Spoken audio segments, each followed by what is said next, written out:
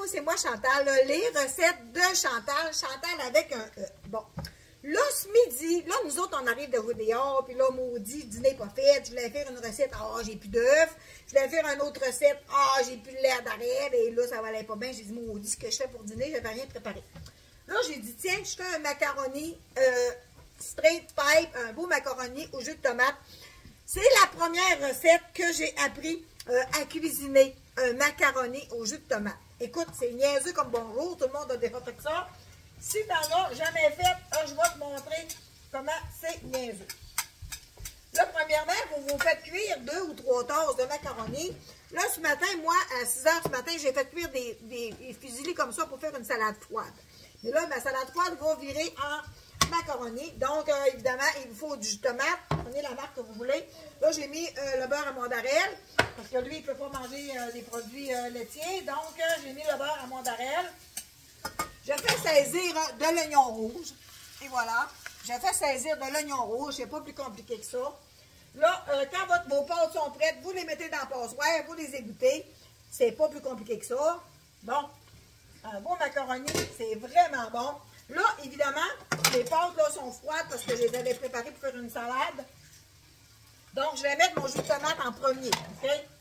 Je vais mettre mon jus de tomate en premier. Comment qu'on en met du jus de tomate? Évidemment, que ça dépend comment tu fais de pâte. Là, je vais mettre du sel, je vais mettre ail et herbe, je vais mettre du poivre. Je vais assaisonner mon jus de tomate.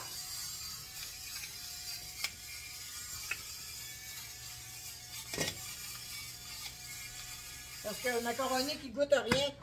Le secret pour que le macaroni, ça soit bon, là, il faut que les pâtes, ils soient imbibés un peu du jus de tomate. Tu comprends? Fait qu'on les laisse mijoter. Je pourrais mettre au Canada dans mon assaisonnement. Je pourrais mettre ben des assaisonnements que je pourrais mettre là-dedans. Là, je vais y mettre un petit peu d'oignon grillé que j'ai oublié de sortir. Il est mon oignon grillé. Mon oignon grillé et ail, un petit peu d'ail là. J'ai tellement d'assaisonnement, il faut que je fasse un ménage là-dedans. Il est là. Bon, et voilà. Oignon grillé. Oignon grillé, ça donne vraiment un bon petit goût. Fait que là, je vais apporter mon jus de tomate à ébullition. Venez voir ce que ça va donner. Je vais apporter mon jus de tomate à ébullition, OK? On va prendre 2 minutes, là. C'est correct, mon bébé? Vous avez faim, hein? Fait que là, j'amène ça à ébullition. Je vais mettre mes pâtes dedans. Là, j'avais à peu près 3 tasses de pâtes. J'ai presque tout mis ma canne. Puis ça, on peut toujours en remettre, là. Fait que là, ce que je vais faire, je vais mettre mes pâtes dedans, vu qu'elles sont froides. Je vais enlever ça dedans, etc. Là, je les défais dedans.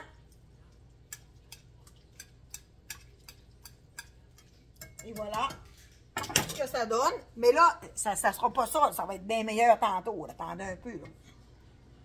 Là, c'est ça. Là, c'est clair comme de la soupe. Fait que là, on attend. Là, je mets ma minuterie. Time, 4 minutes, start.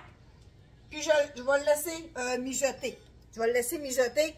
Puis, plus qu'il va mijoter, plus que le jus de tomate va s'imbiber dans les pâtes. Puis, ça va être bon. Ça va être délicieux. Donc, je le laisse mijoter un bon 4 minutes. Là, je pourrais y mettre des carottes, je pourrais y mettre des brocolis, mais moi, je fais un macaroni. Le premier macaroni que j'ai appris à faire avec Mme Turcotte, ma première belle-maman, c'est elle qui m'avait montré. C'est elle qui m'a montré à faire à manger. Là. Elle avait bien des garçons, puis elle faisait des grosses rôtisseries, là, des rognons, du fouet, du porc, un rôti de bœuf, un rôti de porc, puis un poulet. Elle mettait tout ça là-dedans avec de l'eau, puis des sachets de soupe à l'oignon, puis du Beauvril, puis elle pitchait ça dans le fourneau 3 heures. Puis quand le soir arrivait, elle prenait sa lèche-frite, puis elle mettait ça sur la table, puis tout le monde se servait. Avec les restants, le lendemain, elle faisait du hot chicken, elle faisait des nouilles chinoises, elle faisait du riz. Il mangeait toute la semaine avec le gros chaudron de toutes sortes de choses. Elle avait juste à faire des légumes, des patates pilées, puis elle faisait ça en gros, elle. Ouais, c'est ça, un gâteau 2 étages, là. Là, dans sa maison-là, ça durait une journée, là. Et maudit qu'on avait des gros mangeurs. Donc, sur ça, mon petit macaroni doit commencer à vouloir mijoter un peu. Regardez ce que ça donne. Ça commence à mijoter. Bon, là, vu que ça mijote, je veux pas que ça bouille en fou pour pas que ça renverse. Et là, ça mijote. Je baisse un petit peu mon rond. J'avais mis ma minuterie 4 minutes. Il reste 3 minutes. Fait que je laisse ça là, je touche plus à ça, puis ça va épaissir, là. Puis ça va être vraiment bon. Alors, assaisonnez-les comme il faut, là. C'est ça qui est bon de bon macaroni. Alors, je vous dis bon appétit, puis à bientôt. Puis moi, du macaroni, je mange ça avec du pain puis de la moutarde. Ben oui. Pourquoi de la moutarde?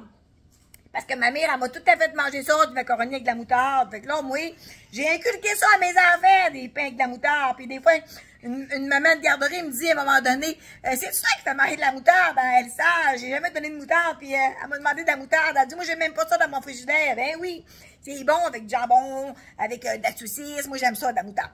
Alors, sur ça, ben, je vous dis à bientôt, puis bonne fin de journée. Profitez-en de la vie, parce que la vie est belle, puis elle peut être courte, on ne sait jamais. Bye!